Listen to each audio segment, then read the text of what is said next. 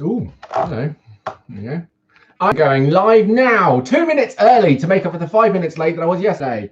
Ta-da! Bamboozled you all, even though no one's here yet. But that's okay, because you're never here. Well, actually, no, one time you were here, weren't you? One time you were here before it all kicked off, before we actually went live. And that's lovely. That's great. So welcome to DansDenYT Live number 51. There probably won't be a Dexter today because, well, he wasn't here yesterday, and I'm not alone in the house. Ooh, see all that banging and stuff that we heard in yesterday's episode. Probably just the neighbours taking the bins out. And so, yeah, Annabelle the doll was not in the attic, and I'm fine. I'm still alive. So in your face with all your stories and your nonsense, have that in your pancakes and eat it. There you are. Today, of course, we'll be reading from the book at the end, From Good to Amazing. And yeah, well, we're really close to the end of this. You get inspired right the way through. What should I get to? Where should I get to? Let's go to.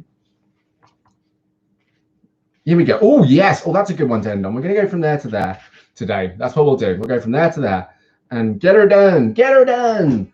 Be fine. Actually, also, I'm going to do this again because this became quite handy. So I'm going to do this again, and then that should also, oh God, give us some talking points. And maybe I'll pick it now while no one's here. Let me see if I pick it now. 1 second. I'm going to pop you down there. There you are. You probably still hear me. That's okay. Okay. Let's go somewhere in the middle. No. So we've done that one already. How have we done so many of these? No. Why we've done so many of these, but we haven't done all of them. We've done 50 DansDenYT Live, and I swear there aren't even 50 pages in this book. No.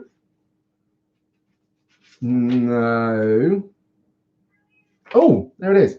Wait, is that Dexter? Oh my God. I thought he wouldn't come up. Wait a second. Is he going to come in here? Yeah. Oh, baby, hello. Hi. Oh, like clockwork. How are you doing, mister? Do you want to come up? Do you want to come up and say a few words? Come on. Up you come. Up here. Come on. Do you want to come up on my lap? Yeah? Come on, mister. Come on. Oh, Pookie. Bless you. I bet it was because the door closed, wasn't it? The door closed and you were like, no, we don't close doors in this house. The house is a fully open house.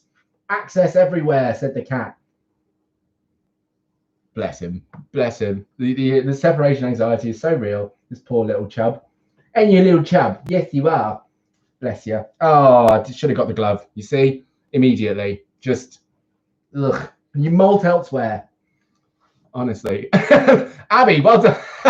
Yay! Abby's awake. Abby's awake, Dexter. Do you want to come up and say hi to Abby? Come on. Come on, say hi to Abby. Wait 1 second. Come on. Come on. Let's go. Let's say hi to Abby. Say hi. Hi, Abby. What are you gonna say a few words to Abby? Oh, that's purring for Abby. That's nice, isn't it? How are you, Abby? You okay? You feeling good today? I like the way you said, and I'm awake, as if to say, like, I did it. Like, you just got up and you're like, God, just get on the live. Get on the live. You did it. Well done. Hi, Pookie. Yeah, here we go. This is very odd. This is very odd because Mummy's home, but he's come to Daddy, which is odd. But I love it. I love it because it shows we have a bond and a relationship around 12 p.m. every weekday, don't we, Pookum? Yes, we do. Yes, we do. Oh, you got something in your eyelash. There we go. It's sorted. Oh, bless him. He's sleepy. But how's the last 23 hours been, Abby? How you been? All good? 22 and a half hours. I don't know why I have to be specific. 24. Does it matter? It doesn't matter, does it? 24 hours. Oh my God, I lied. Whoa. Also, I started early today, Abby. I started at 2 minutes to 12 to make up a little bit for the 5 minutes late I was yesterday. Not good enough. Not good enough at all. I thought if I did not go onto the live, you might just be talking to yourself for half an hour. Thank you. You know, Abby, that's some real service work right there. That's really, you know, that's it. That's the good stuff. You know, you're coming on just to make sure that I'm not alone. But I have a rule. If no one logs in for the first 15 minutes, I usually call it and I go, right, no one's here. This has been an episode. I'm going to go offline. So I give it 15 minutes and I cut off. It's just that arbitrary rule that I made up that I was like, yeah, that'll do. It's kind of like I don't. This isn't actually a law, by the way, but I know there's word of people saying if a teacher's 50 minutes late to a lesson, then they get to go home and stuff. And I think that needs a little bit more investigating. But I play by that rule because it's also the same rule when I worked in restaurants. The same thing there. If you were 50 minutes late to a booking, your table was given away. And I always feel a bit guilty about it because there was one time I worked in a restaurant where the queue was massive, and we're talking like an hour and a half. People would have to wait an hour and a half, and they would wait. And so the queue was really long, and these people were in the queue. They technically arrived on time, but the queue took so long. But by the time they got to me and I acknowledged that they were there, I gave their table away because they didn't show up in time. And it was really awkward, and I felt really bad. But I couldn't like be all super apologetic because there was 100 people waiting behind them. But I felt like a right twat because I was like, well, you technically did arrive on time. You have had to queue, and now your table's gone, even though technically in your mind you did everything right. In my mind though, I kind of was like, yeah, but if I turned up on time and there was a massive queue, I would get to the host desk and just let them know that I'm there and I'm queuing, because otherwise they'll give it away.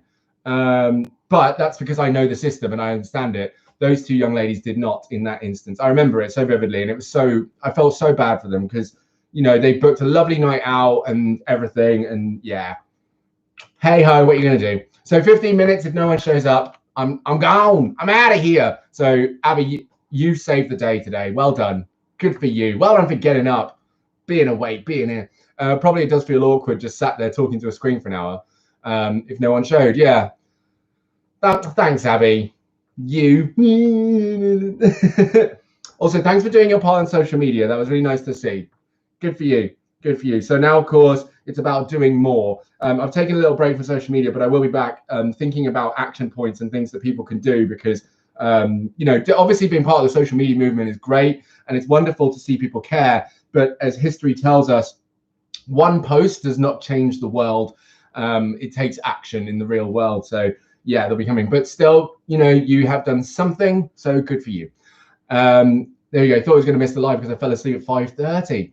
Oh, you were writing. How's that going? How's the writing going? Have you kind of resolved the thing? Have you decided to write your own book after the last time we spoke and I ended up writing a book instead? How's it going? Did you figure that out? Did you kind of get a little groove into how to write a deaf person? Yeah, I bet it's good. So, you know what, I did start writing, and every now and then it plays in my mind. I'm like, man, like I started, but I want that motivation back. It's okay, Dexter. It's just weird noises the bathroom's making. You're okay. It's okay, buddy. He's still here. I'm just stroking his head. Oh, you love this, don't you? Yes, you do. Oh, listen to him. Look at this furious purring. Wait. Oh, yes. Furious purring. You love it, don't you? You love it. Oh, you love it.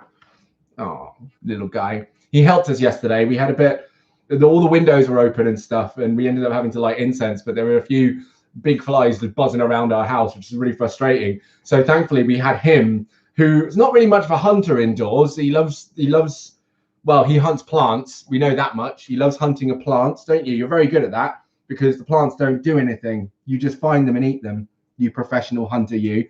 But he does watch them. So he was there basically looking in the direction of the fly. And so my partner and I with our cushions were just flapping around the living room like, I'll get it. It was great teamwork, actually. It should have been recorded. It was a good time. So you started to write and it turned into me writing 3 different books. So now 3 unfinished books. Well, do you know what? Hey, Abby, 3 unfinished books is better than no finished book, isn't it? You've done more than if you hadn't done anything, and that's still something worth pointing to. So you started writing 3 different ones. So what are they all about? Are they connected in any way? Are they literally 3 exclusive stories from each other, or are they like, you know, one universe, 3 stories? Whoa! Is it kind of something like that? Kind of like, you know, what is it? George and the Fantastic Beasts and Barry Potter. Is it like that sort of thing, or is it just like George and the Fantastic Beasts and the girl with the dragon tattoo? I don't know. So that's what my cat did yesterday. Tried to get a bird, Thought he caught one, meowed at me, and I was like, no, that's a leaf. Yeah. Yeah. I mean, he doesn't bring leaves in the conventional way. So he's got this really good storage system he has, and it's called his belly. And what he'll do is he'll store the leaves in his belly and then bring them into the house and then vomit them back up onto the carpet. And we appreciate that, you know, because obviously he's trying to build a nest. Don't know what for and don't know who for, but, you know, cats. What are you going to do, eh? How are you going to, what can you say? What can you say, Dexter? Eh? What can you say? Look at your face. Isn't he just the cutest? No, don't go away. I don't want you to go away. Look at him. Look at this guy. Yeah. Yeah. Oh, buddy. He is really big, isn't he? Like, Abby, you've not seen me before, so I guess you can't really tell how large a person I am. Oh, you're off now. Okay, bye then. Good to see you. Bye. I'm going to lie down now. You can't see how large a person I am, but I'm a large person. So actually, when you see this cat, it is quite a large cat. It's quite a large cat. But we love him still. You wanting to go out now? Or are you just looking at the door? You're just looking at the door. Okay, I'll wait for you to want to get out. I'll tell you what also. Oh, what's this? Oh, goddamn. I got the lace back. So they're very different to each other. One's crime, one's differences, and one's romance. Oh, okay. Fun. Oh, crime. What was the crime? What was it? Tell me. I'd love to know. You try right at nighttime and stay awake till morning. Fair enough. Fair enough. And I do get the night owl thing, because technically I feel like because everyone's gone to sleep, you feel like the world's gone to sleep. It's easier for you to focus in on the things that are important because there's nothing else going on. You're kind of, the pressure's off for you to have to do anything else. So yeah, I've taken some nights where I'm like, I'm just going to stay up because literally no one requires anything of me here, and I can just sit and play my little game. And I start playing. Yeah. So I get that totally. I totally get that. But then I do also get really tired. So, you know, I don't do it all the time. It's not doesn't work for me quite so well. Doesn't really match up with my own mental health and well-being. So I do it rarely. Oh, look at yay! You're really not that bothered about this, are you? No, he doesn't care anymore. All right then, buddy. There you go. Fun time. No, that's cool though. That is cool. So what's the crime? Was police officer serial killer with a twist? I mean, it sounds like you gave it a twist because the police officer is the serial killer, or is there another twist? Is it? Oh my God! Wait. So is it a police officer who's also a serial killer, but they only kill wait, other police officers? Is that the twist? Is that the twist in the tale? Is that what it is? Or is the twist that it's a police officer who's also a serial killer, who's actually a spiral slide, like a twister? Oh, is it the fact, is the twist that it's a serial killer who's a police officer who's also a tornado? What is it? Oh, but he has to kill a police officer. Whoa! See, that's a twist right there. He wants to go out. 1 second. Off you go, buddy. You're free. Bye. So he does kill a police officer. Fair enough. Cool. So am I allowed to know the twist, or do you not want to share it? Do you want to tell anyone what it is? Or you leave it? Keep it a secret. Let's just shh. Unless you want to tell me. Unless you don't want to tell me. Tell me if you want. It's fine. There's no one else here. Oh no, there is now. Too late. You can't tell me. Don't tell me. Don't tell me. Someone else has joined. Don't tell me. Don't tell me what it is. What up, sister? What's good? Ethan in the building. Meme Lord signing in. What's up, dude? How are you doing? How are you getting on? How's life? How's things? We're just talking about the 3 books that Abby's written. They're not finished, but she's writing them. And whether or not they will be finished is completely up to her. It's up to you, Abby. Whatever. Forever. Yeah, it is forever a secret. We'll never know. We'll never know. We'll just wait. We'll see. Wait. So hang on. It's a police officer who is a serial killer, but at the same time, there's something else going on. What could it be? Oh, Dexter put his mouth on this. Oh. Oh, well, whatever. Unless I complete it and publish them for everyone to read. Oh, yeah. Yeah. Yeah, I'm good. Good today, Ethan. Thank you. Feeling good. Feeling good. Actually, I this morning had a nice slow start to the morning, and I started listening to some training, some coach training stuff, which I think always makes you feel better. And then, yeah, I played my new game that I got, which is about ant colonies, which is just great. I love it. I like deep down. Honestly, I'm not. I guess there's like a tiny little sliver of shame about it, but the big part is I just I love it. I love it. Just make it an ant colony. Here's some small ants. There's your worker ants. Go off and get leaves and seeds and stuff. And then here's your warrior ants. You go off and fight other ants. And then there's your beast giant ants. And you're like, just go and slay everything. Go and kill that spider over there. And they do. It's fantastic. Love it. Love it to bits. You'll be the famous author here. Well, yes, Abby, you will be the famous author here. And hopefully you won't be a big transphobe. Yeah, woo! Maybe, yeah, be a big an author and don't be a transphobe. Do that. In fact, you do that, you win, Abby, immediately. You win. In fact, just don't be a transphobe. You don't even have to write anything. That's good. This is how Twigsy says hello, everyone. This is how Twigsy says hello. Yeah, welcome to the room, Twigsy. Hi, nice to see you too. Unbelievable. We're all here. Ethan manages to come in, calls us all sisters, like, what up? Yep, that's what I'm about. And then, you know, he's being social and stuff. Twigsy, however, hey, why are you not talking to me? Unbelievable. You know, how to enter a room. Talk about being social, am I right, guys? How's Twigsy today? There we go. See, exactly. That's how you enter a room. Well done, Twigsy. Good stuff. That's how you do it. We were talking about authors, yes, and how Abby's going to be a famous author. It actually is a good one. At this point in our life, if you were going to be famous for something, what would it be? Ethan, go on. If you were going to be famous for something, what would you want to be famous for? Right? And I have a feeling it is going to be something to do with being an Isle of Man TT champion. But go on. What is it? What is it specifically? Twigsy, Abby, if you were going to be famous for something, what would it be?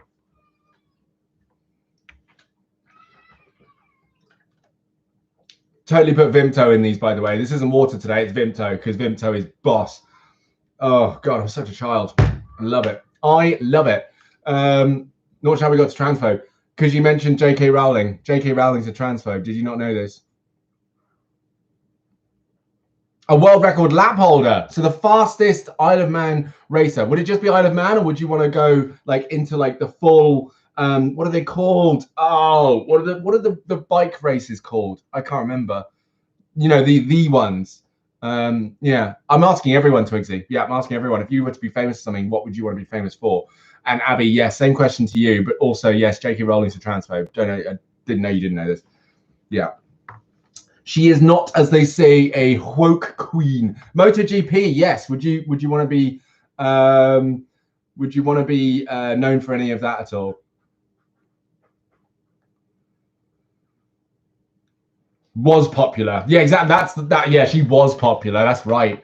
She was. I mean, she still is, to be honest. Like people, absolutely, rightfully so. Harry Potter's a magical thing. And actually, I went to Harry Potter World. It's amazing. It's really cool.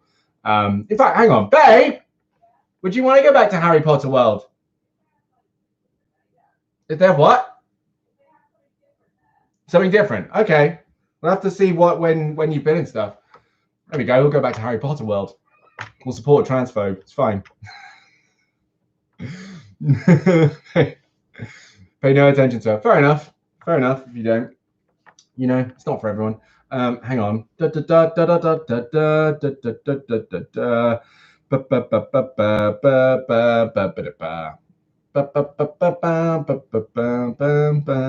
Oh. Nice. Okay, fine. Don't know. If I get lucky, either a famous theatre actor or like West End, which is what I'd like to be famous for, a YouTuber. Okay, cool. All right. I mean, you could be both. Ain't nothing wrong with that. Ain't nothing wrong with that.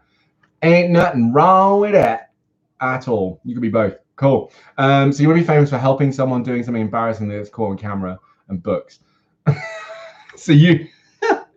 So actually what you're really trying to do when you walk into glass doors in museums is just hope that someone makes it go viral. I mean, what you could do is every time you walk, what you could do, Abby, this could be a thing. Every time you walk into a door or wall, dance, do a dance of any sort, but make sure it's the same dance. And then what will happen is once someone will share that, it will go viral, and then someone else will be like, hang on a second, I swear I saw that. Yes, and you will be Glassdoor Girl, and it will become a meme, and people will do it all over the world. They will, and what you will do is start a movement, and you will help people feel less embarrassed when they walk into stuff. And the response to walking into stuff will be a dance. And what will be even greater is when you do walk into things, you won't be the only one dancing, because it will be memeified and it will go viral. And then other people around you will also dance. So every time then someone walks into a door or wall, people will dance. I can't think of a better thing to have happen. Abby, go and walk into as many glass doors as you can. Find all the glass doors and walk into them and dance. Do it. Well, yeah, exactly. Everyone will be walking into stuff. Ain't nothing wrong with that. What's wrong with that? That's great time. Great time. And then when it happens on accident, you know, cool, great. You just said it. You don't want to get famous for that. You just said it right there. Doing something embarrassing. Ta-da! Technically, you've already started it. It's a gift, Abby. It's a gift. Ethan, you said, okay, just TT. Fair enough. You stick to that. Excellent. All right then. You go get him, buddy. You go get him. Go get him for sure. In fact, what stage are you at, Ethan, in that journey? Like, I know that you're saving up, I guess, for a bike. Is that right? Have you got a license already? Can you ride a bike? Because I've seen you in bike gears. No, I haven't. No, it's just the color, actually. The color scheme looks very bike-like. But do you have a bike? Are you saving for a bike? Where are you at the moment in that? What's going on? So the dog is sleeping on the bed with the head on the pillow, and it's very cute. That is cute. That sounds very cute. When our cat sleeps, sometimes he sleeps cute. He does. Sometimes the way he sits is hilarious. He does that thing where he's sat literally on his butt, and his front legs are in front of him. And because he's just a tad, tiny bit round, it just is that much funnier.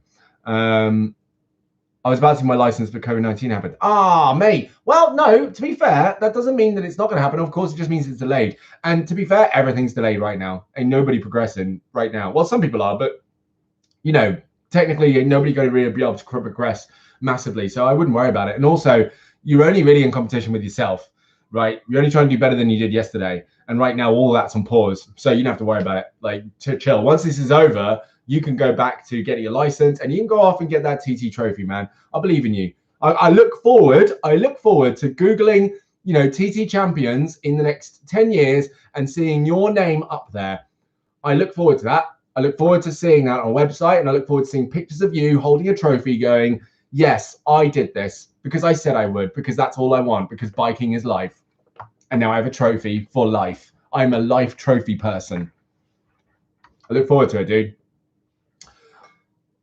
Wait, Twix, did your older brother go to college? Obviously I wouldn't have known, but no. Early in the morning, I scanned the card, the door opened, and some alarm got going off. I freaked out and ran over the building. Well played. Well played. Amazing. It takes 3 years to get used to the track. Well, there you go. That's fine. 3 years to get used to it. And then you've still got another, what, depending on like 5 years? Because you can have 2 years of maybe saving up for the bike and da-da-da. Mate, you got time. You got time. You split it down, yeah? 3 years to get used to the track. You've got 5 years to get that title. If it takes 3 years to get used to it, that must mean it probably takes about 3 years to get good at it. And then you've got another 2 years to master it. Hey, you'll be fine. Yeah, what did your brother do, Abby? Twigsy, because you started that and I was waiting for you to finish, but you never said anything. Go, speak, say it.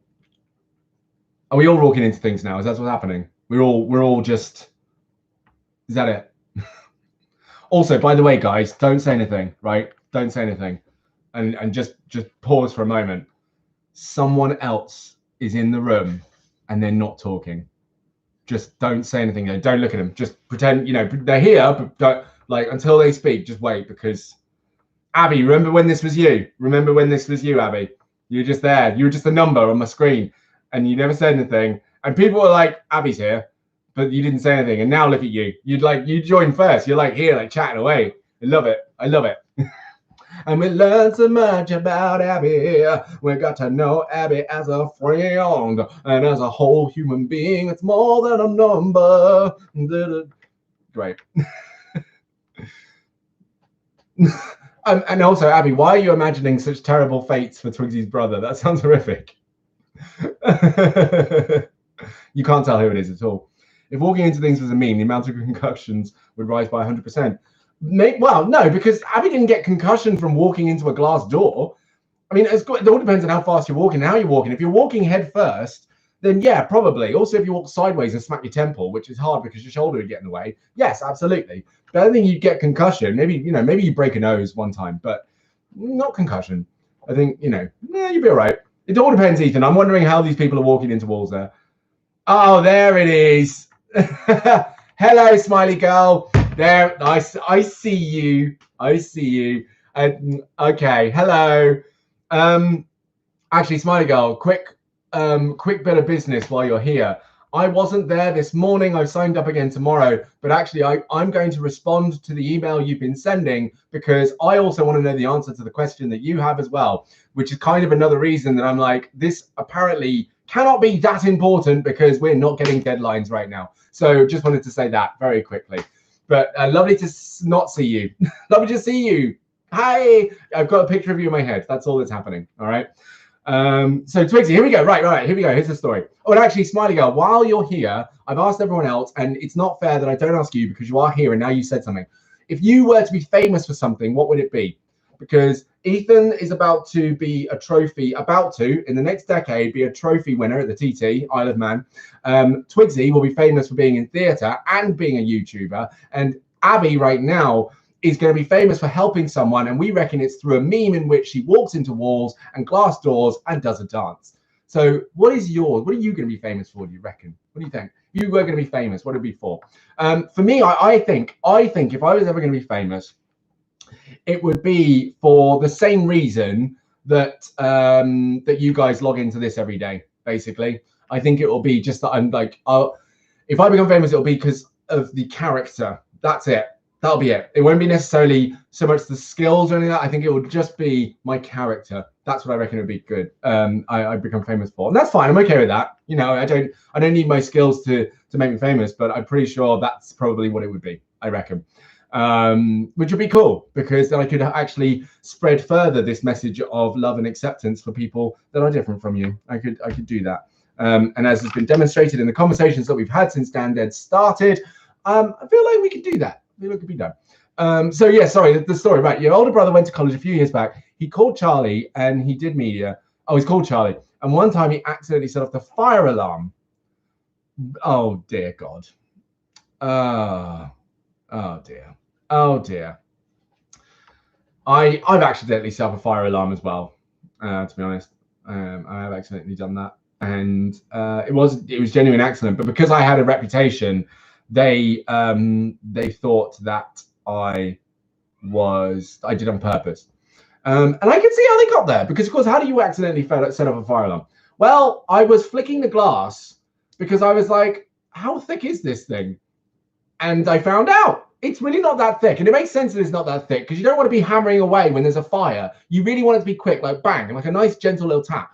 I did not know that. So I was flicking it with my finger thinking, this won't break. I'm just flicking it because it feels really flimsy. And then bang, I whacked it and the fire alarm went off. And yeah. But thankfully I didn't get as much trouble, but they certainly were like, you did that on purpose. And I was like, I really did not. I was not trying to set the fire alarm off. I was just playing with the glass. You know, I was a young, naive child. I didn't know any better. Give me a break, please.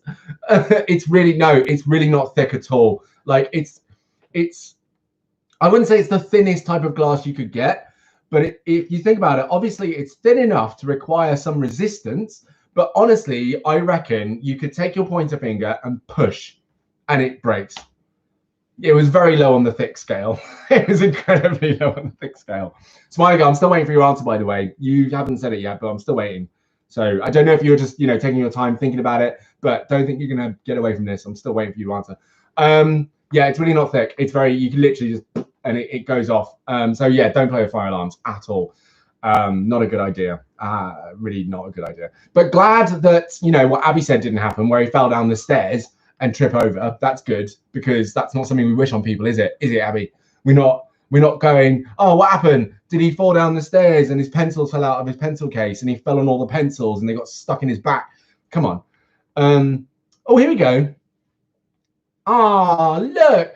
So I'd like to be famous for showing people that they can do things they didn't think they could, especially performing, like acting and singing and dancing. Well, Smiley Girl, interesting you say that.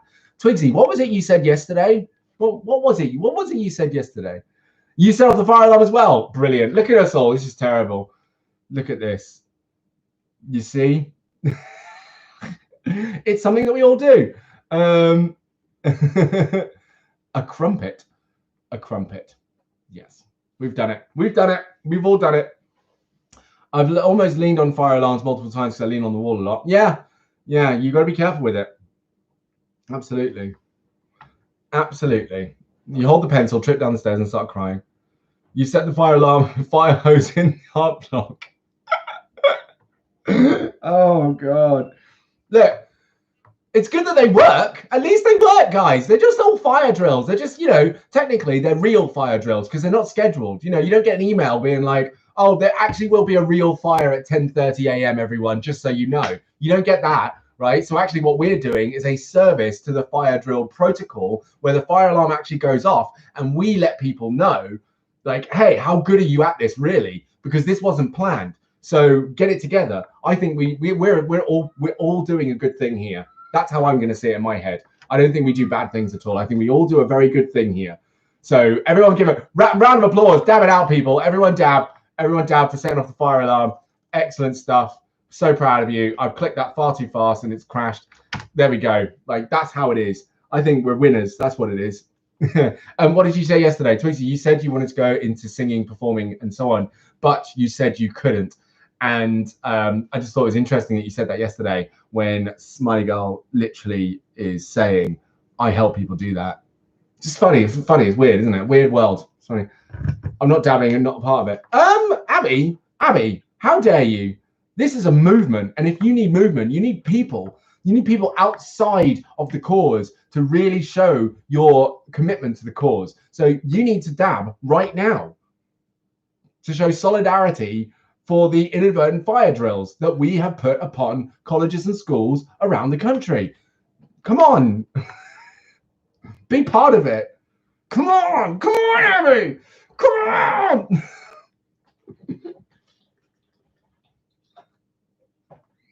I put too much squash in that flask. Far too much squash in that flask. Right, now I've got a quote here. I'm going to do a quote today, and then actually, Smiley Girl, just so you know, I'm reading a book to the guys called From Good to Amazing, and we're going to be doing some chapters later on. Not too much later on, because again, I have a time limit. So I'm thinking somewhere between 10 past and 1:15. I'm going to have to hop off. But yeah.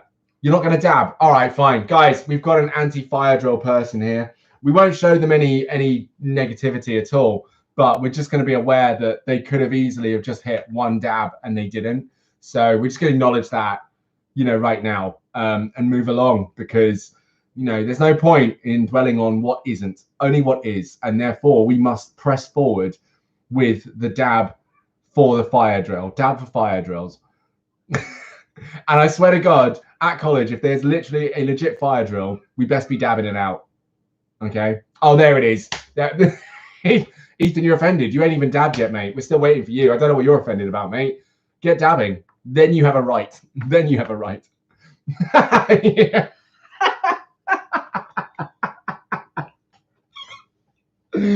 I love it. Oh, God. You did not need that speech right now. Well, we didn't. We needed dabs and we didn't get it. So you did need a speech, but you got one. Funny how that works, isn't it? But you dabbed late, so I'll take the speech away. I rescind the speech. The speech has not been said. Can we rewind? Go back. We didn't speech. Oh, right. The quote. Yeah, you said Twigsy, you said yesterday that you really would love to be able to sing and be a performer, but you couldn't. And so I was like, it's interesting that, because Smiley Girl in the room was saying how they actually teach people how to do those sorts of things. Like they literally work in theatre and do that. So it's just funny. It's a funny thing, isn't it? Really weird, strange, it's really odd. You did that way before the speech. What speech? Wait, what speech are you talking about? I thought you were talking about the speech where I was not, you know, throwing any crap your way because you didn't dab. I don't know what speech you're talking about now. The book thing that you heard. What? The what book? What book quote? What are you talking about? I'm really confused. What book quote? Oh, the book quote. I haven't said it. No, I haven't said the book quote. Sorry. Right, I'm with you now. Yeah, the book quote. Right, I haven't said it. Yeah, no. We're doing it now. Here we go. Here we go. And it might sound a little bit familiar, right, based on what we usually do, but it doesn't matter. So I'm just going to cover up the page that we're not reading. Right, just speaking generally. Abby, you know I love getting on a soapbox. You muted me once. Right, get this. For those of you who don't know, I went on a bit of a talk with Abby about a certain thing. Abby muted me, okay? I love a soapbox. You know I love it. I love getting a soapbox on. You know, I'm a tall guy, but make me be taller. I want to stand and just look down upon people and preach and be sanctimonious and arrogant and just tell them all, you know, how to be. I love it. You muted me again. Yeah, sure. Right. Here's the quote. Wait, oh, just wait for it to come up. You are the blacksmith of your own happiness. You are the blacksmith of your own happiness. I mean, it reads for itself, right? But we'll go back to it because we've got to really break this down. And as you know, I'd had a couple of tough days recently, and actually it's been a tough week, to be really frank. You know this.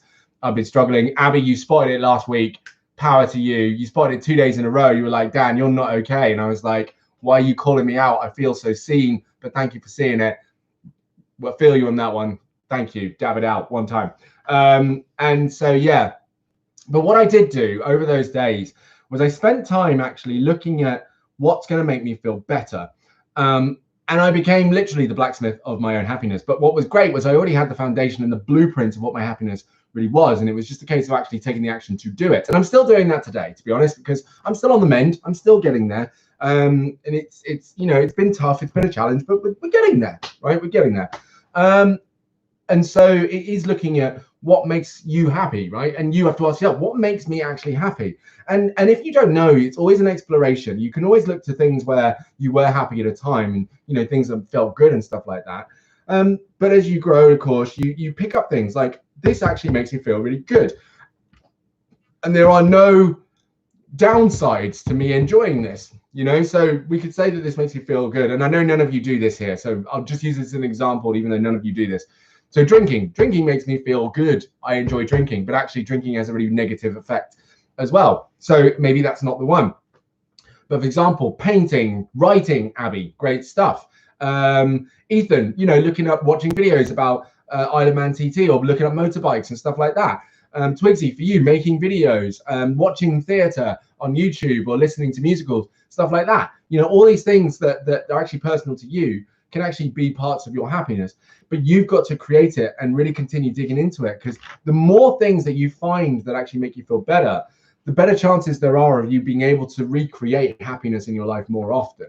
And yeah, and actually, as you know, I'm very real, I'm very open. You do have challenges, right? They do come along. The difference was that when I had a challenge, I already was aware of what I needed. I didn't feel completely hopeless. I did feel down. I did feel very, very, very stressed and very under it.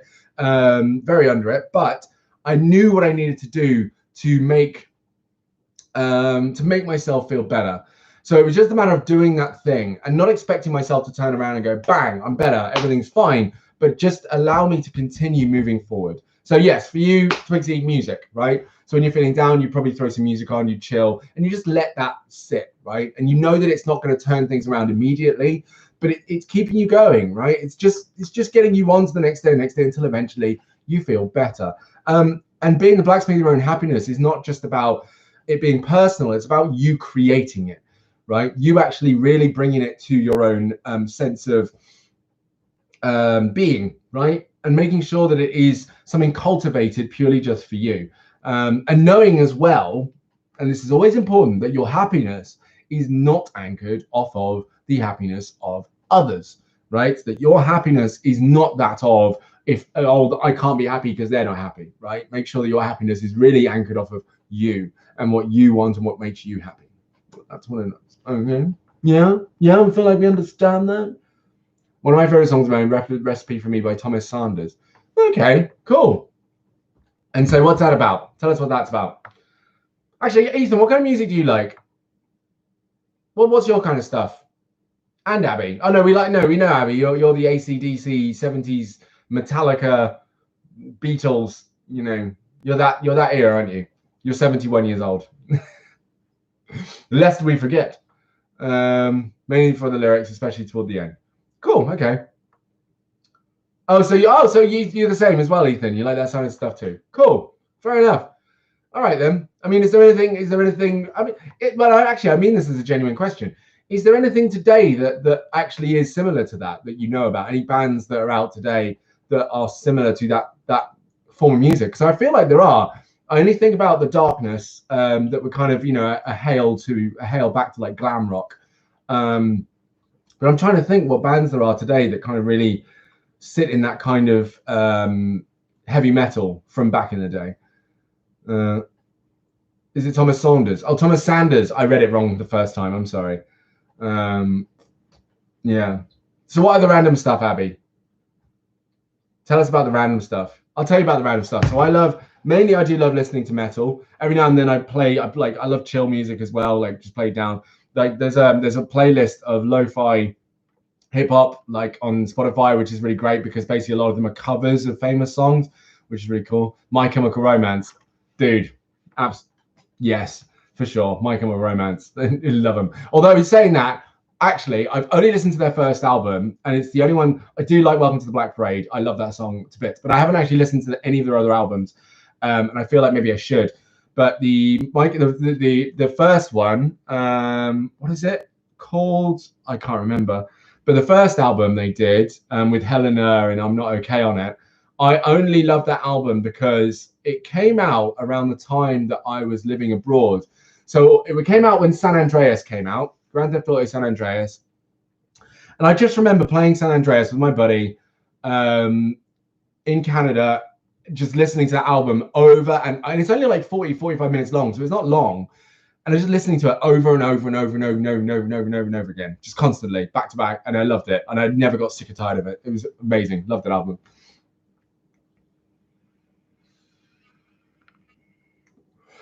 Using every album as background music, but never had an emo phase. I'm still in my emo phase. My partner very kindly basically said, because yesterday I needed to cry some stuff out. So I decided to put on a film called Hook, which has got Robin Williams in it. It's basically like a live action version of Peter Pan, but it's like the return of Peter Pan. It's like a sequel to Peter Pan. And I just wanted to watch it, just get some cries out, but happy cries. There's no sad cries, happy cries. It's great. It's a lovely, nice, like warm feeling film. And so I love films that make me feel things. And so my partner was like, "You're just such an emo. Like you just constantly, why you constantly needed to watch things that make you cry?" I'm like, "I know, I am. Don't care. Love it." I am an emo person. Robin Williams. Yeah, exactly. Yeah, great film, isn't it? It's just wonderful. It really is. It really is. Bad form. Amazing. Do you think most of their songs are meh? What? Make a Romance. Oh, okay. Fair enough. I love this person, right, called Savant, and they made. What are you doing? I don't really want you there doing that. Oh, I don't even know what that's related to. I'm sorry. I love it. I pulled my phone up. I'm like, what's going on? My favorite film by Robin Williams. Okay. Oh, we're throwing around the big dogs now. Oh gosh, the favorite film that Robin Williams did. That's hard, babe. What's your favorite Robin Williams film? Doubtfire. Mrs. Doubtfire. Of course. Yeah. It's just in case he starts meowing. Always leave that open. Okay, good. All right. So Mrs. Doubtfire, yeah, which is a good one. Another good one. I like Hook. I actually need to. I would say Hook is my favorite one, but let me have a look at some of the other films he's been in, because also, obviously, as we know, he was an absolute class genie in Aladdin. Absolutely top class. Sorry? Yeah, he was great. He was good in that. So right, hang on. Oh, I've not seen Good Morning Vietnam. I've not seen that. Right. No.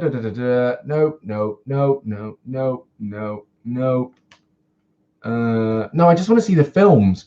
Where can I just see the films? Filmography as an actor. Right. Here we go. Oh, he's in a Zelda commercial. That's fun. He was in SpongeBob SquarePants. Oh, this guy. Oh, Shrink. I thought it said Shrek. I was like, what? Come on. He did Law and Order. This is so bizarre. Some of the random stuff he did. Let's see. I want to go back to the days. Come on. Come on. Patch Adams was really good. What Dreams May Come was really good. I never saw Good Will Hunting. Didn't like Flubber that much. I'll have to watch that one again. But yeah. There is Aladdin and the King of Thieves. The Birdcage was amazing. Jumanji. Oh, he's just been fantastic. He's just been fantastic. But I would say that it would have to be. He was in Fern Gully. Oh, why did I not know this? It would have to be Hook for me. Without a shadow of a doubt, would have to be Hook. Hook is just. It just is really, really for me. It was such a happy film. And for me personally, because of course the whole idea of it. Dead Poet Society. So I've not seen that either. I didn't watch a lot of his more serious films, but not because I want to, but just because I don't know, the draw wasn't there for me. But yeah, Hook was the one, but only because it's this whole, like, there was so many things. I was watching this thing and just watching, like, there's so many levels to this film, but the main one being that he needed to re-find his imagination again, right? But behind all the Peter Pan stuff, he just needed to grow up by technically growing down and reliving his own goal, his own childhood dream to be a father. And he literally had to grow up and his goal was to grow up. The reason he stopped being Peter Pan was to become a dad. The reason he stopped behaving like a child was to become a dad. And that really connected with me, where it just makes me feel really emotional, because technically that's exactly where I'm at.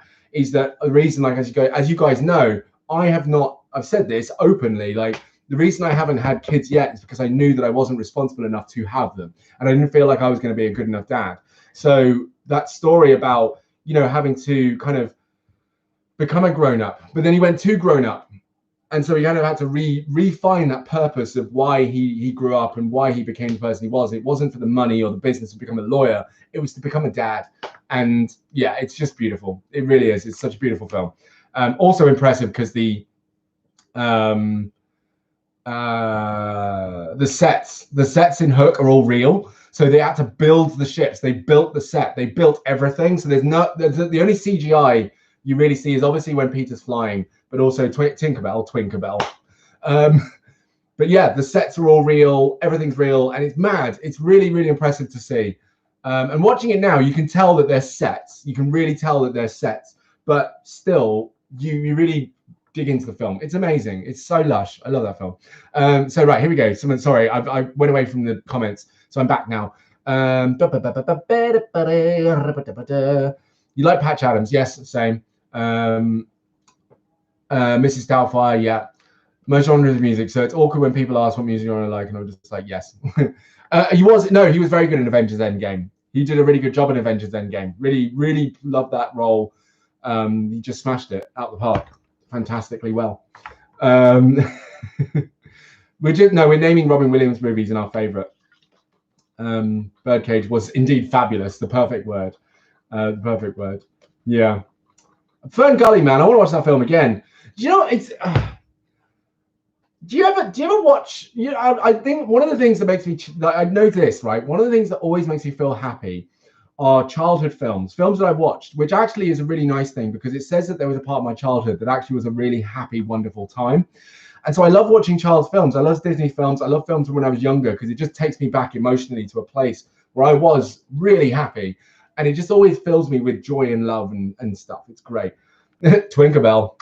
Yeah, you love it. So yeah, Fern Gully was another one. And I think watching all these films is probably part of the reason that I came to have the values that I have, because you name all of these films and they all have a constant message.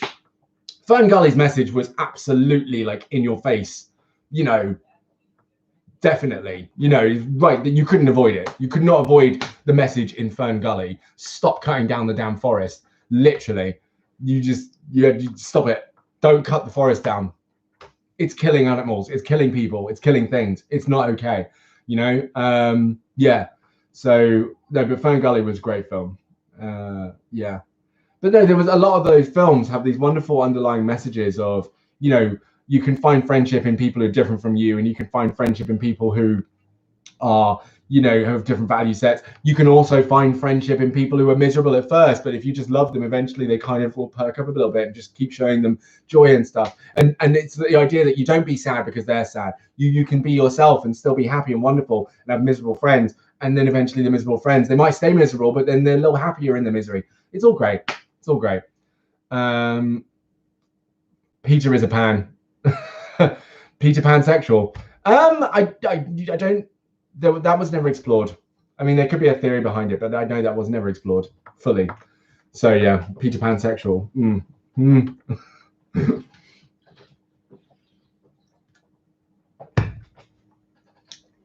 There's nothing to actually deny that Peter was a pansexual. Nor is anything to prove that Peter was a pansexual. So Peter could have been a pansexual. Could have easily been. Peter also could have. Oh no, because Peter Pan eventually. Well, according to the Hook law, Peter is not asexual. No, certainly not. Certainly not. And there's nothing to suggest that Peter is a homophobe or transphobe or anything like that. Nothing. It never happens. Never comes up. So yeah. Peter Pandemic. All right, we're going to stop it now. Peter Pan fried. Peter Pan fried chicken. Yeah. How about favorite movies in general, though? Because, well, you say it would be more serious than children's film, but you could put that stuff in children's films. People are very good at that. Once Upon a Time. No, what's that? Once Upon a Time. Hang on. I feel like I did. Is that the American drama series? Is that the one where they kind of have to go? Oh, what is it? Here we go. Emma Swan's past disasters drag her into a small town of Maine. She is the long-lost daughter of a king who must protect the town from a curse of an evil queen. So it's a TV series about not fairy tales, but about those fables, isn't it? It's a TV series based on that collection of fables. Yeah. Or is it I can't remember. Is it in that universe? Or is it like it's a real world thing that transfers into that universe? I can never remember. Never remember. Yeah, that's it. Right. It goes back to stories to fairy tale characters. So it goes back to the true stories of the fairy tale characters, right? It doesn't Disney them, it just goes right back. Seriously, who's Peter Pan? Okay, cool. Peter Pan's a character who was taken on by Disney. I don't know the original story of Peter Pan, but basically Peter Pan's a young lad who lives in Neverland. And Neverland is a place where the Lost Boys, so Peter Pan and the Lost Boys, which are all his little crew, never grow up. They always stay young. And in Neverland are also the pirates, where there's Captain Hook. And Captain Hook and the pirates are adults and they're at war with each other constantly. Peter Pan also has Tinkerbell, his little fairy, and there's like mermaids and stuff. And the idea, the premise, actually, do you know what? I can't remember the main premise of it. All I know is that Peter Pan falls in love with Wendy, who's a real girl in the real world. And so he kind of, basically, it's about how Wendy's taken to Neverland and so on. But that's the Disney version. I don't actually know the real version of Peter Pan. If someone could give us the real version of Peter Pan, I don't know. They went to Neverland and got too dark. Ooh, okay. I love Enchanted. Enchanted's a great film. Absolutely. That's exactly the song we get every time. How does I know that you love her? How does he know that you love her? I love it. Yes, great film. Enchanted is fantastic. It is a good film because it's literally the story again of a person. It's I don't remember why, but a princess, like a fairy tale princess, is cast into the real world and basically has to find their way back. But I can't remember what it is. I think they've run away. I can't remember the story. I only watched it like 2 months ago, but it's lost on me. It's a musical. Yeah, you have a good time. Anything Jack Black. School of Rock, hands down, absolutely. School of Rock is my favorite film by Jack Black, definitely, without question. Having said that, I want to watch The Pick of Destiny or the film they made. What's the film they made? Hang on. I haven't watched. I did like Shallow Hal, bit of a lame film, but I didn't like it. In the it was cheap fun. And then there's another film he's in that I can't remember, which is all right. He's in. Oh yes, I do like him in Jumanji as well. He's good in that. In fact, yeah, and everything that Jack Black is in, I have to say, I really do enjoy. What's the film he's in with Cameron Diaz? I'll find it. Kung Fu Panda, naturally. Where is it? He's in a film with them. I haven't seen any of the Tenacious D films. What's it called? It's quite an old one. I'm gonna have to go way back. Oh god. Oh, Be Kind Rewind was a great film as well. Really, that was a really good film. With Mos Def. I enjoyed that. Oh, it's The Holiday. There it is. Yeah. He was a cutie pie in that as well. The Holiday. That's a lovely, fun Christmas film. But no, School of Rock. Yes, that's the one. God, this guy's done so much. He must be so much. Oh, was he in the Cable? He was in the Cable Guy. He's not in Waterworld. Wow. And Demolition Man. I've got to watch that again. Oh, Demolition Man. Yes. What a film. Superb. Yeah, School of Rock is incredible. I absolutely adore that film. Yeah. And I wanted to watch the musical because apparently it's pretty good. But the problem is when you've got something as good, and when you've got something as good as School of Rock, I feel like anything else, I hold it to such high regard that anything else cannot possibly touch it. So yeah. Oh, Ethan, we'll see you in a second. Thanks for letting us know. He must be so rich. He is old because his first gig was in 1984, and actually, to put an age on him, he was born in 1969. So that means he is now 51 years old. Yes, 51. Yeah. Oh, I love it. In the end of time, there was a man who knew the road. I love it. Do you know what? I have to. No, I'm going to play that clip. I'm going to play all music clips from that film because School of Rock is amazing. The band is mine. Right. This is a long clip. Wait a minute. I'm going to have to. Jesus Christ, that was an advert. Dark milk. This is another advert. This is not School of Rock. Cadbury has ever made. This is not School of Rock. Wait. Okay. You guys can really play. Why didn't anyone tell me? I love it. So What's your good. name? Zach. You play the guitar? Yeah. Okay, come here.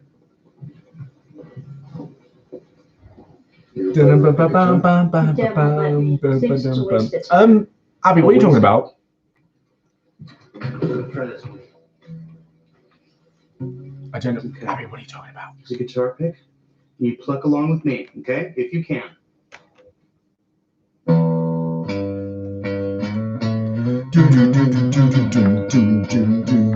Look, my song.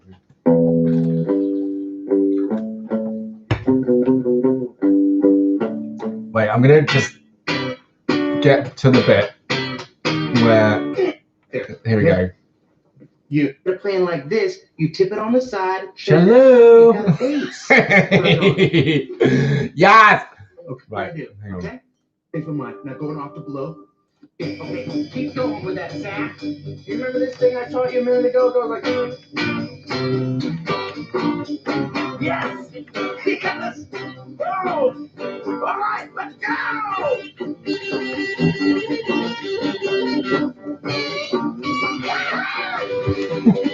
Oh, all right, stop. You guys, stop messing around. We got a lot of work to do. Okay, people, pay attention because I do not want to have to fail you. I thought you didn't believe in grades. Of course I believe in grades. I was testing you and you passed. This isn't the bit with the song. Right, no, I need to find it. Where the hell is it? Come on. That's not it. Oh, here we go. Might not Play a like. song, Schneebly. Here we go. Okay, I will sing it for you, but let me just get in the zone. I was not planning on unveiling it, but I will sing it. I love this so much. Tip of the tongue, teeth in the lips.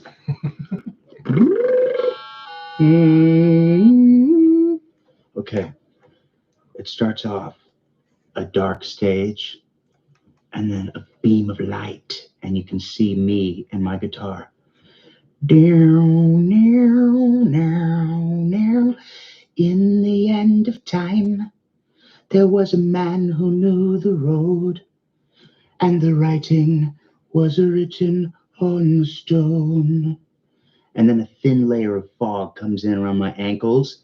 Roadies, that means dry ice. We're going to talk about this later. In the ancient time, an artist led the way, but no one seemed to understand. Chimes, Freddie. In his heart he knew the artist must be true, but the legend of the rent was way past due. And then, Katie, you come in with the bass.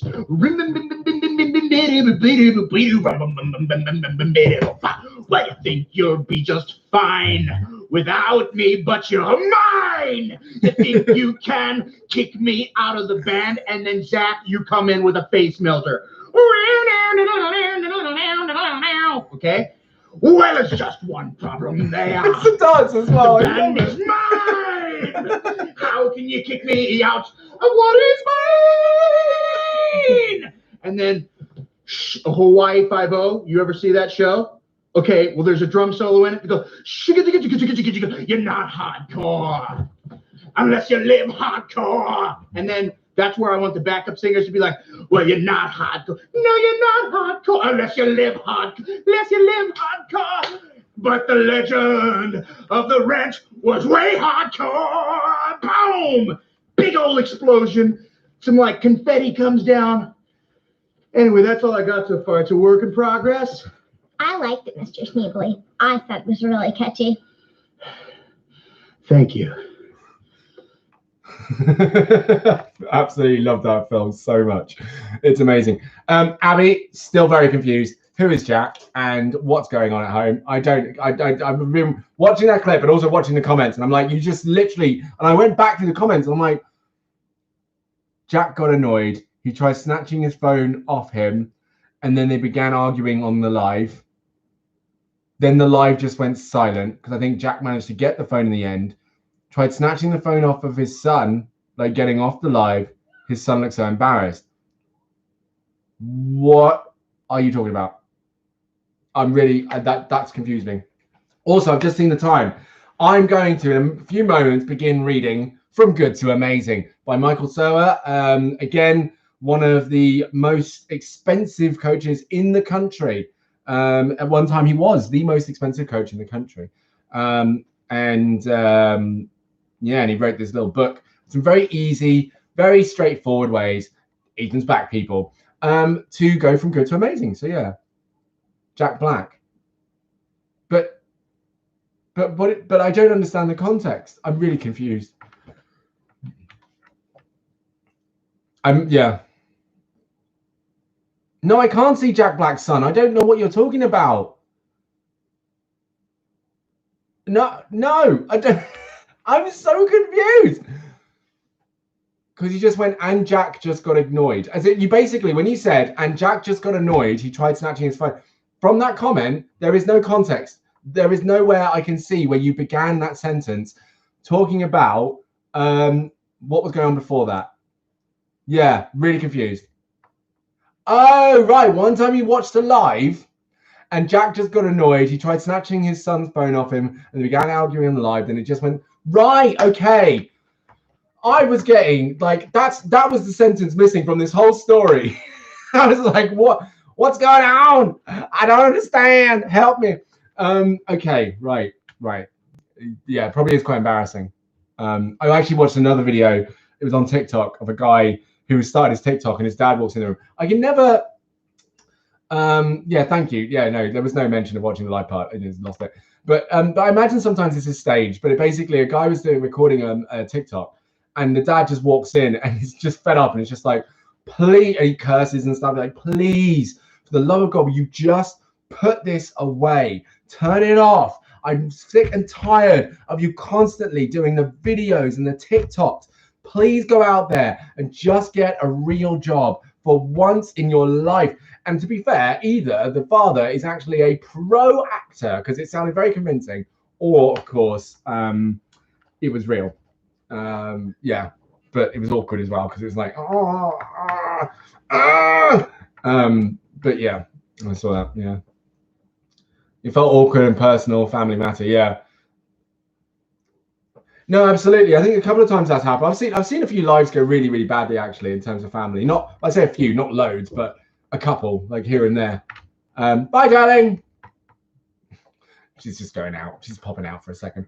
But yeah, like I've seen it and it is awkward. But also what it does is it just says like people have their stuff.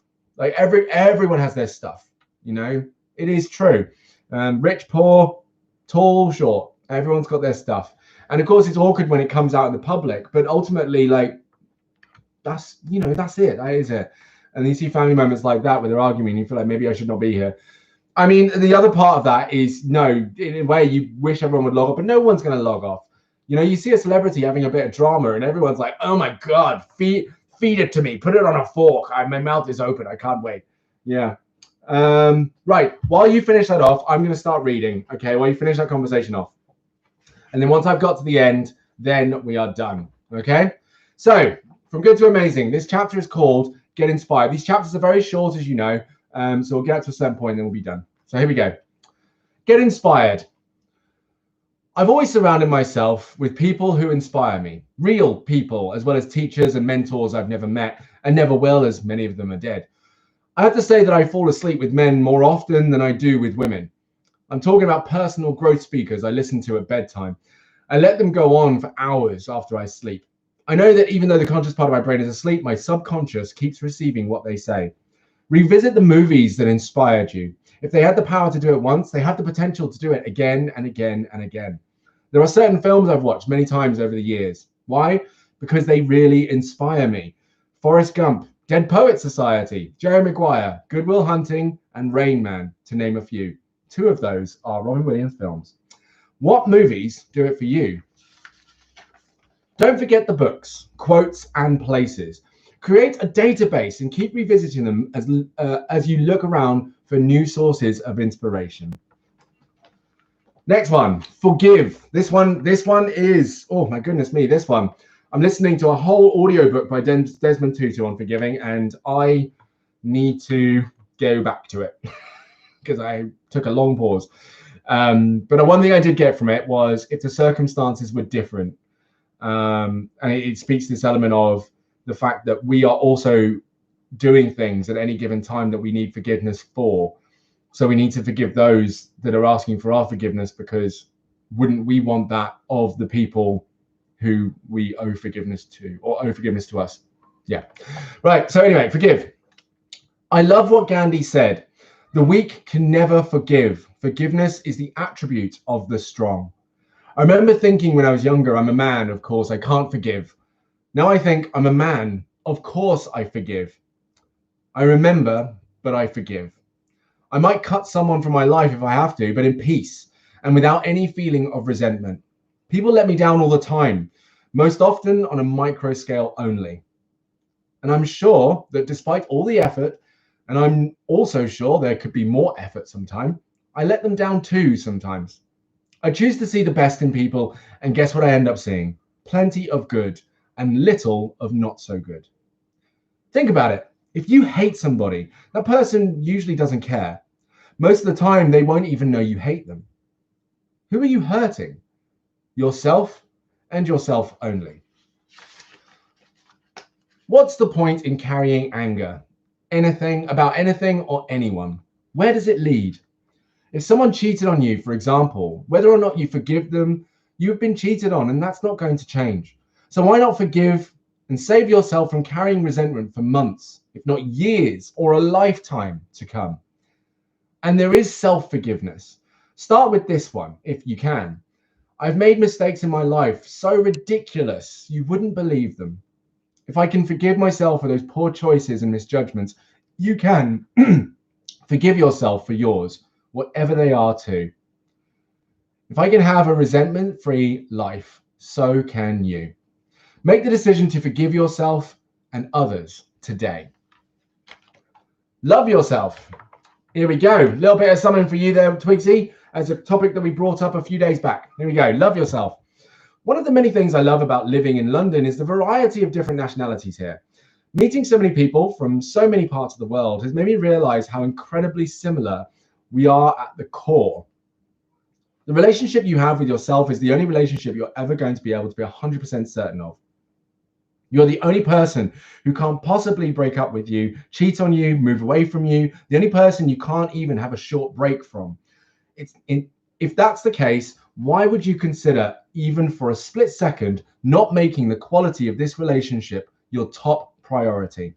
If we don't love ourselves, we can't truly love anyone else. I don't personally agree with that completely, but you know where he's going with it. How can we give something we don't have? Start with yourself and see how much easier it will be to extend love to others. People will be drawn to you because you won't be seeking their validation. Why? Because you will have plenty of it already. You will stop going around asking for acceptance. You'll be happy to give acceptance wherever you go. I find that the least happy people are those who most lack self-love. Not money, not relationships, self-love.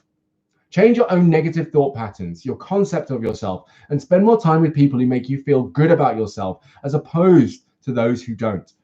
Do more things you're good at and invest your time and energy in self-growth, the best investment you will ever make. Start the love affair with yourself today. Another one, be yourself. Here we go. He's going to go into this one because, of course, be yourself is a very flippant bit of advice, isn't it? Just be yourself. Right, let's go into the depths of it, because I don't know how long this one is, but there's a bit more time on this one. A bit more time on it.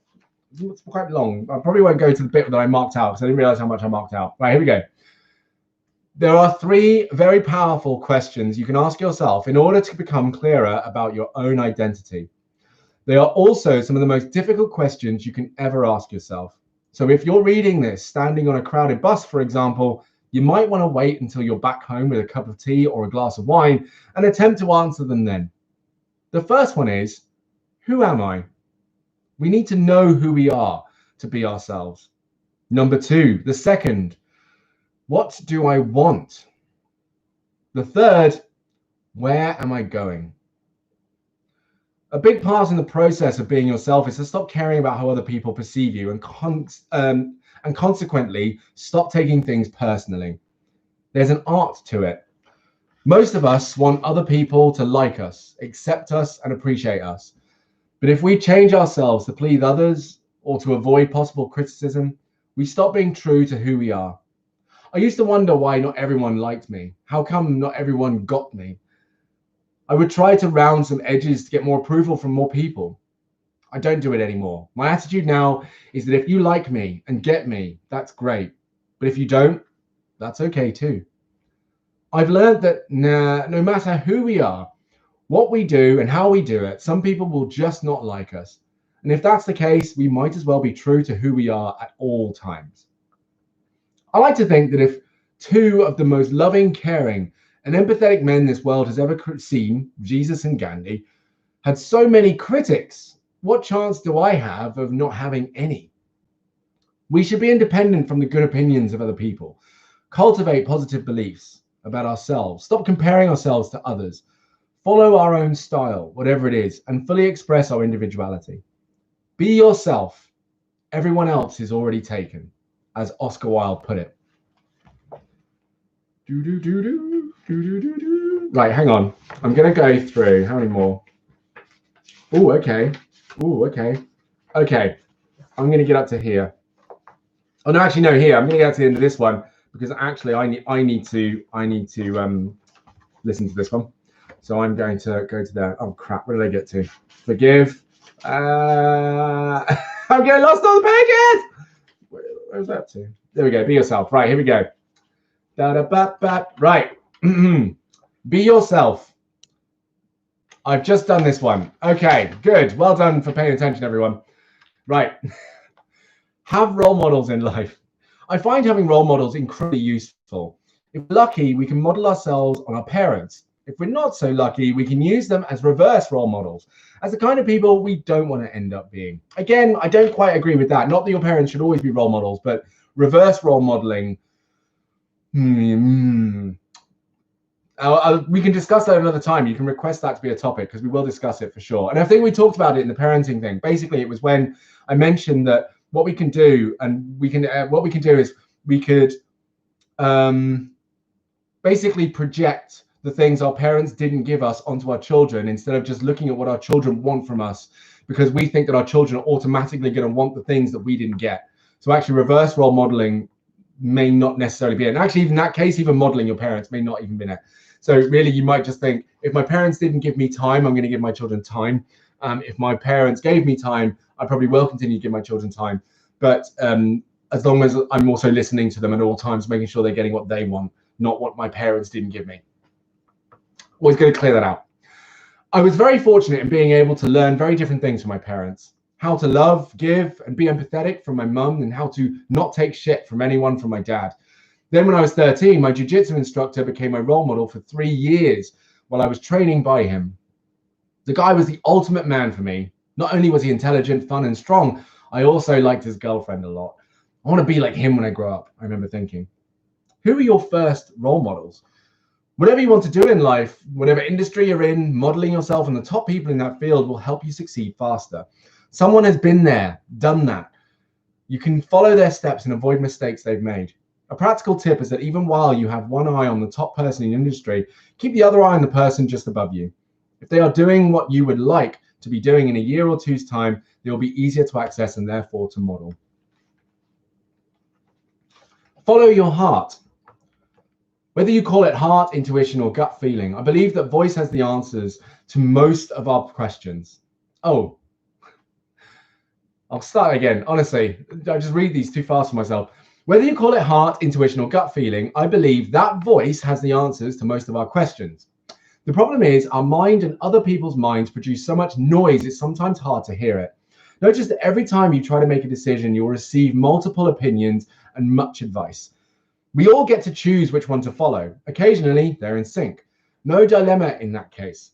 If they are not in sync, I like to go with my gut feeling. That way I'm convinced that I'm accessing something bigger than myself. Over the years, I've learned to trust my intuition more than anything or anybody else. Don't settle for less than you can get. Let's use an example of something that's easy to count: money. If you're on £20,000 a year and your capacity is to be on £20,000 a year, there's no problem. There's no shame in it. You go to work hard or not so hard, and get your paycheck at the end of the month, covering hopefully your basic needs.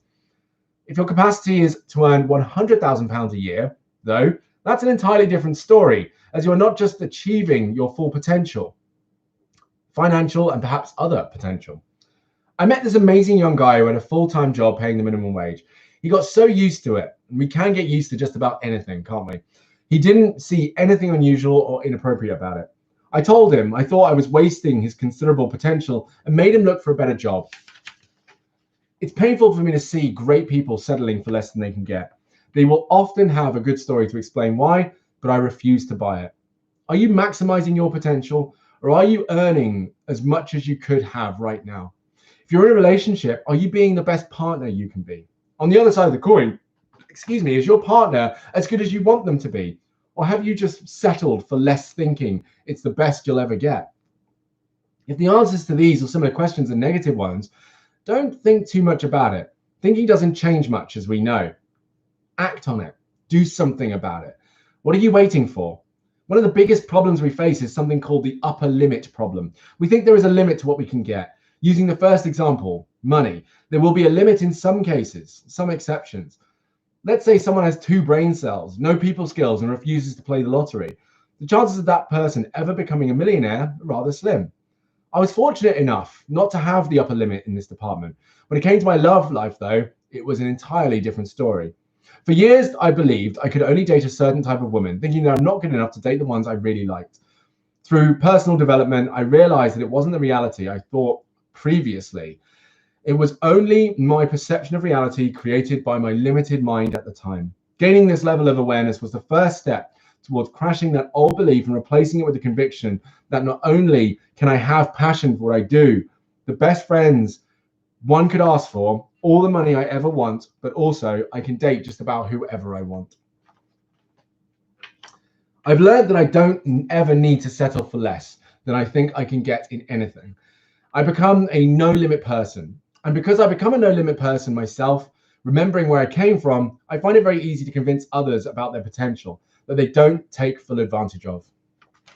Finally, stop watching the news. And this is me saying this to myself. And I really, honestly, really, stop watching the news. Why? Because it's depressing. Unless your work requires you to know what's going on locally or around the world, I'm asking you, why are you doing it to yourself? Pay attention and notice how even 5 minutes exposure to the news will affect your mental state. Notice how incredibly difficult it will be to feel happy after 5 minutes of murders, rapes, and other drama. I believe there are millions of acts of kindness for every act of hatred in the world. I see people being kind to other people every single day.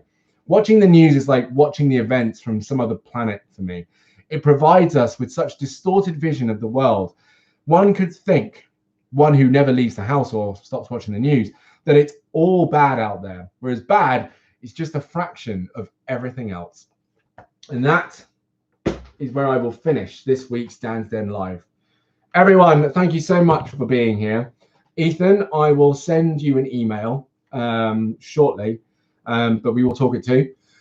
But everyone else, thank you very much for being here today. It's been fun talking about movies and Robin Williams and just having a great time. And also, we've all established our dreams to some degree. So why don't you go out there and spend just half an hour today doing one thing that could push towards that dream, whatever it might be. Just one thing, right? Head off and do it. And I will do the same thing. Okay, but much love to all of you. Thank you very much for being here today, and I will see you all tomorrow. No, you won't see me tomorrow. You'll see me on Friday. Not tomorrow, Friday. Okay, not tomorrow.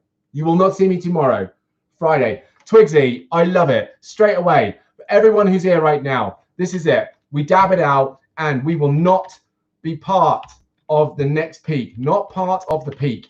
That's right, people. Love it, Twigsy. Not part of the peak. So Smiley Girl, this is another thing. At the end of the video, we always hashtag this, right? Not part of the peak, because we talked about a week ago about how when as the quarantine's been lifted, obviously the pattern shows that there's a really strong chance that the virus will re-peak, and it will be very sharp and very quick and quite devastating. So what this hashtag is being conscious of that and doing the best we can to ensure that we do not become part of the peak. So we are hashtagging not part of the peak and throwing a dab out, although Abby's mixing it up with a little peace sign, which we love to see. Thank you very much. And yeah, and so we're doing that. So Smiley Girl, if you're still here, you need to do that right now. Right now. Hashtag it. Now. Do it. Quickly. Quickly. Do it now. Come on. Don't haste. Don't wait. Don't hesitate. Do haste. Do haste. Not don't haste. Haste. Haste a lot. Do it now. Let's go. Here we go. Come on. You can do this. I believe in you. Are you even typing it? What are you doing? Where'd you go? What's happening? What's going on? Are you okay? You haven't said anything. Thank you, Ethan. You actually hashtagged. Well done. Come on now. Smiley Girl. Where are you at? What happened? What's going on? Why did you not say anything? What's happening? All right, I might just leave it there. I'm going to break this thing otherwise. I don't want to do that. I'm holding it by the legs and I'm flipping it upside down. It's not good. It's not a good thing to do with the microphone, guys. Don't do that with the microphone. Okay, then. Wonderful. Good. So as usual, stay away from drugs. Don't talk to strangers. Don't take candy from people that you don't trust shower regularly, or people that you don't trust at all. And I will catch you all tomorrow. Friday. I'm so used to saying tomorrow. Friday. I will see you on Friday. All right. Much love, people. Take it easy. Deuces.